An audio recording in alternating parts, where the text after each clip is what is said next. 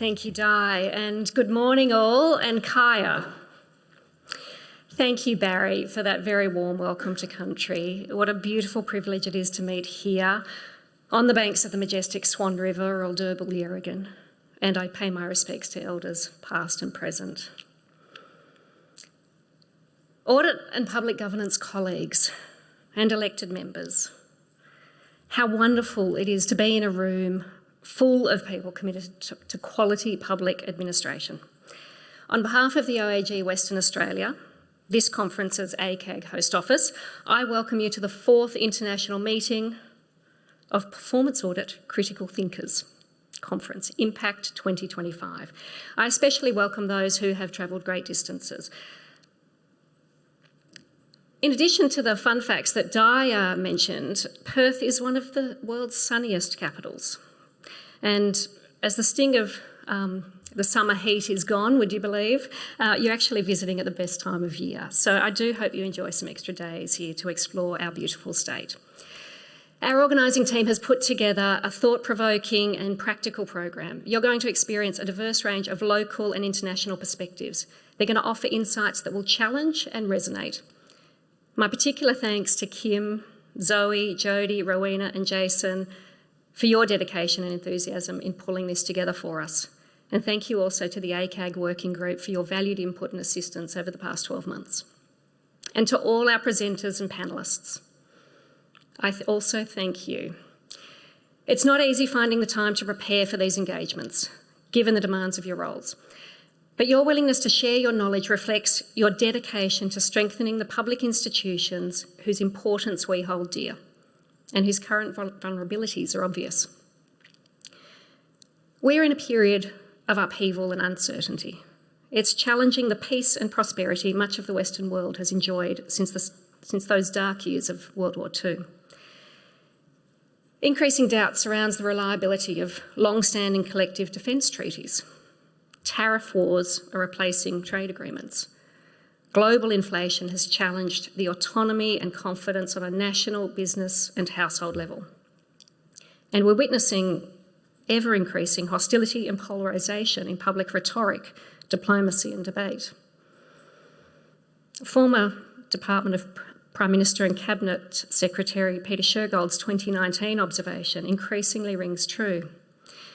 The depressing fact is that here, as elsewhere, trust in democracy appears to be failing.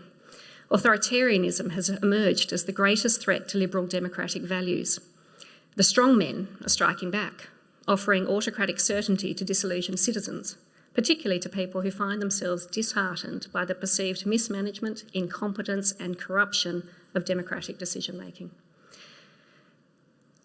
This decline in trust has been linked to the prevalence of social media, an environment where the guardrails of civil discourse are easily broken, and state-sponsored actors and their supporters can quickly and widely spread disinformation and create instability. Furthermore, a lack of predictability and proportionality in government policies in recent years has led to a questioning of many things we once took for granted, from the childhood vaccination program that gave us hard-won public health achievements to the concepts of mandatory school and workplace attendance.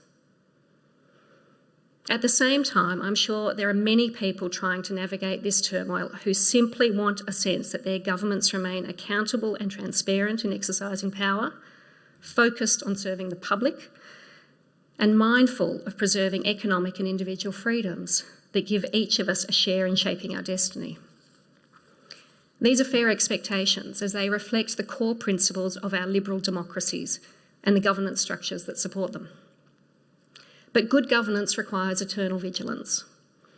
This is a challenge for governments and citizens at the best of times, even more so when confronted, as many are now, with sustained high levels of public and household debt, suppressed growth, and persistent cost of living pressures. Predictably, calls to cut waste and deliver services more efficiently are gaining support. Governments are responding in a variety of ways. At the extreme end is the US administration's new Department of Government Efficiency, where the spectre of the chainsaw hovers as the preferred audit tool.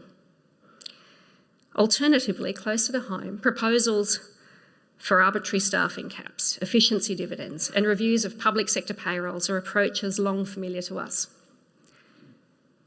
How much these different approaches address or compound the underlying problems remains a source of ongoing debate. Yet the longer governments are seen as inefficient, incompetent, or self-interested, the more fertile the ground for populist and authoritarian sentiment. Within this disruption, we should not underestimate our role. Performance audit has a significant part to play in response to the challenges facing democratic systems. The time we share here this week together is an opportunity to consider the ongoing relevance and increasing relevance of our work, including a likely increased demand for efficiency audits as a viable means of helping governments identify ways to do more with less. As auditors, our independence and access powers let us look over the shoulder of government entities in real time to assess how well they're delivering critical public services in health, education, water, power, justice, transport, defence and cybersecurity. Our reports, delivered without fear or favour, provide informed and impartial analysis and offer a sense and a source of credibility to public debate. Our work also supports a range of key stakeholders. We operate as Parliament's eyes and ears, with our work helping elected members scrutinise the performance of governments and entities. We inform and assure the public about how well their money is spent and how government services are performing. Our findings can promote greater public sector productivity by identifying specific problems within audit entities and, hopefully, the causes and recommended solutions. The better practice guides that we produce improve public administration by enabling public entities outside of an audit to benchmark themselves and improve their own practices. And finally, we can provide vital intelligence to ministers and accountable authorities on key operational matters that we observe during our audits. More broadly, we support public confidence by promoting integrity, transparency and accountability. And we help our parliaments do the same. And with apologies to any vegans or vegetarians here today, I agree with the former UK National Audit Office Chief Operating Officer who once described performance audit as the red meat of parliamentary accountability. For our work to be trusted, we must place the same standards on our own performance as the entities we audit. Like them, we must strive for constant improvement in our efficiency and effectiveness and the ethical manner of our conduct. Hence the importance of rare opportunities like these, where we can immerse ourselves in our craft, exchange ideas, and importantly, develop ways to maximise our impact. For inspiration, we need only remember why our profession developed in the first place. Now, of course, our statutory performance audit function is only several decades old, making us the new kids on the block. But the importance of the audit profession more broadly to society has been recognised for thousands of years. Its origins date back to the ancient civilisations of Egypt, Greece, China and Rome. The first abacus is believed to have emerged almost 5,000 years ago, and records of grain inventories from this time are among the earliest known forms of accounting and indeed writing. Much of this early work was done to placate mutually suspicious merchants and governors. Early references to an auditor of government expenditure date back 700 years to England's Auditor of the Exchequer. And the form of public sector financial audit that we're familiar with took shape throughout the Westminster Parliament of the 1800s. Significantly, it developed as part of an emerging system of legislative, judicial and financial checks and balances designed to limit any tyrannical tendencies within the executive branch. The US founding fathers were also influential in promoting this distributed power concept, with James Madison, who went on to become the fourth president of the US, observing that if angels were to govern men, neither external nor internal controls on government would be necessary. Under the influence of Westminster, the colonies quickly gave priority to establishing Auditors General to cast an eye over colonial coffers. The age of some ACAG member institutions reflects this. The role of early Auditors General was mostly limited to confirming the legitimacy of government expenditure, often through the laborious process of checking all transactions. This work took on greater parliamentary prominence after the first Public Accounts Committee, PAC, was formed in Westminster in 1861 to help the Parliament interrogate government spending. By the late 1880s, that PAC was urging the Comptroller and Auditor General to expand his scope, to report on facts which appear to him to indicate improper expenditure or the waste of public money.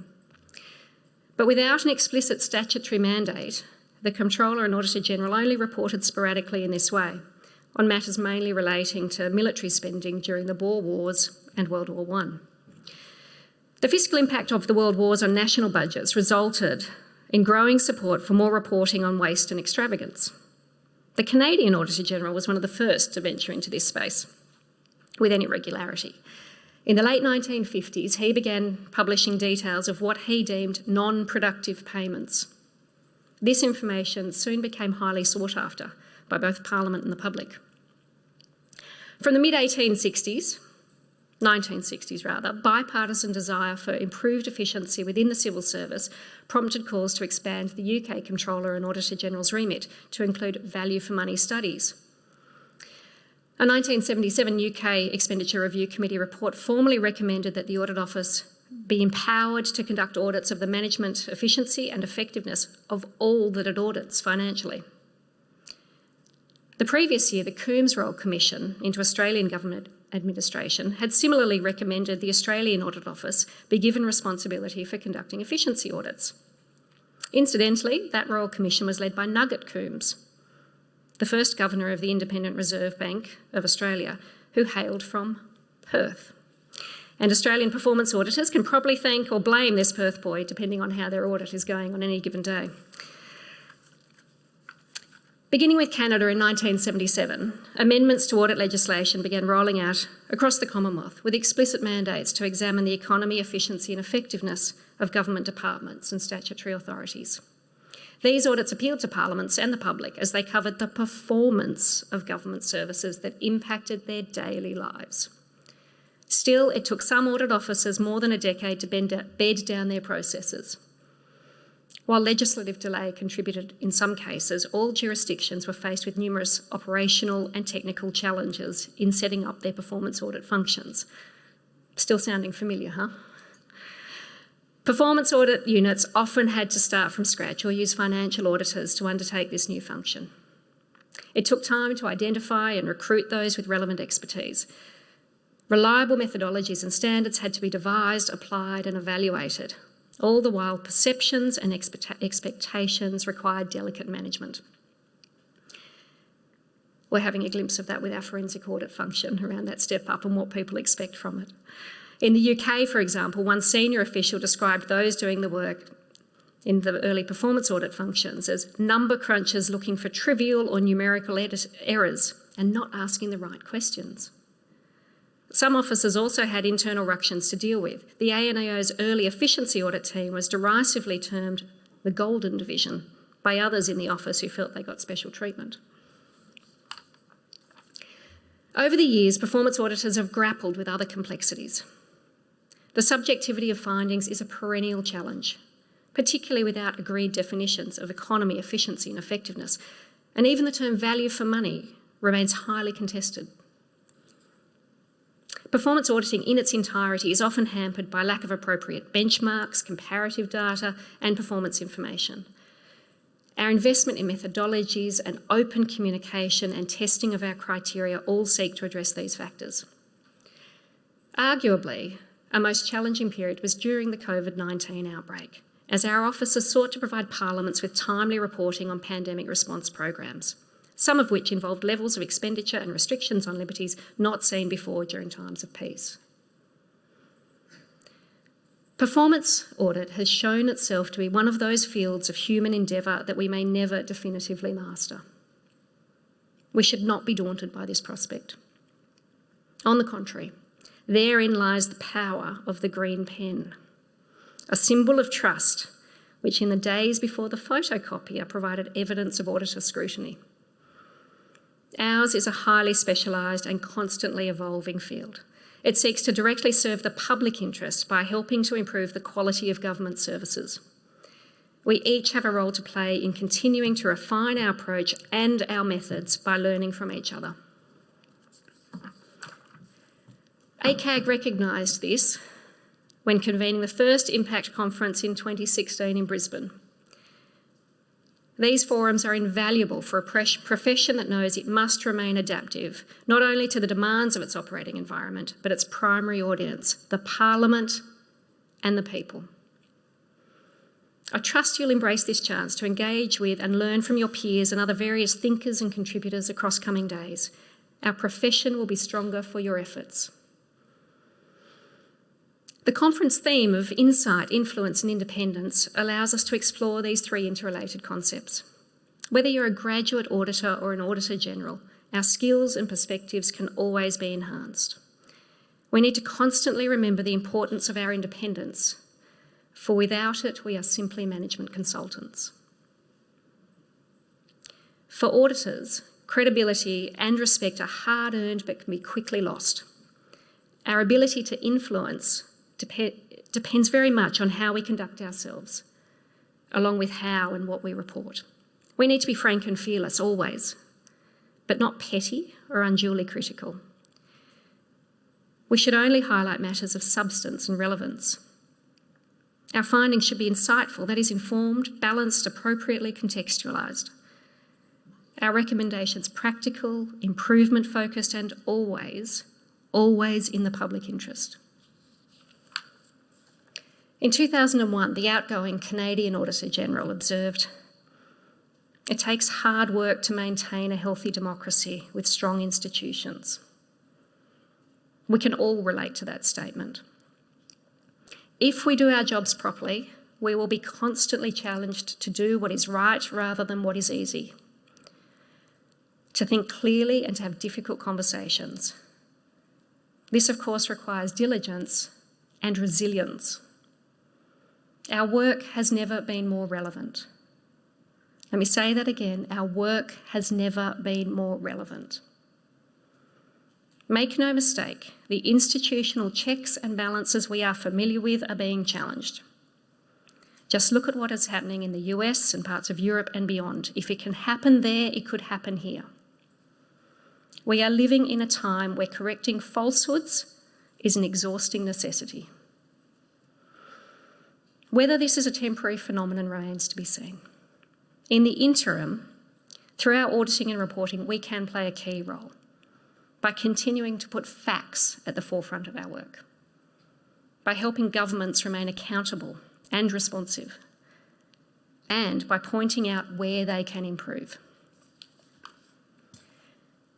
An openness to critique is a hallmark not only of individual excellence, but of institutional excellence. We know the democratic governance structures we hold dear are the best path to peace, dignity and prosperity on a grand and sustained scale. Subjecting ourselves to impartial review and various checks and balances are key features that separate our liberal democracies from authoritarian regimes. So while our work as auditors is often unheralded and occasionally maligned, critically, it helps maintain public trust and confidence in our institutions. The importance of this cannot be overstated in times like these. It's worth reminding ourselves, though, that the challenges confronting us now have been faced before. Since ancient times, there have been debates and disagreements around how we best organise and govern ourselves. There really is nothing new under the sun. Different times reflect the balance of human fears and loves that can drive each one of us. That dark and the light will be revealed in different measure in different times and circumstances. The challenges we face will be overcome most effectively by engaging people with how their governments are performing for them. Public servants and auditors can say and do a lot of good, as we know. But ultimately, governments will be driven and chosen by how people engage, including how they vote. Our work is one important piece of information to help our community make evidence-based demands of their leaders. to avoid the extremes of the fear-driven, intolerant strongmen or socialist. So pointing out the facts around real areas of achievement, as well as waste, inefficiency and ineffective programs, is an important contribution to parliamentary and public debates within our community. To bring a wisdom and a balance that helps people engage constructively in their governance and in their destiny. The saying goes that the pen is mightier than the sword. For the purposes of our work, we must strive to ensure the people we serve continue to believe in the value of the green pen and our work. That is, that the green pen is mightier than the sword and indeed the chainsaw when it comes to identifying public sector waste and inefficiency. For that reason, you'll each find a green pen in your conference bag. I hope that this symbol of trust serves as a timely reminder of our profession's history and your ongoing ability to have an impact in the lives of the people we serve, particularly in more tumultuous times. And with that, I declare Impact 2025 officially open. Thank you and enjoy.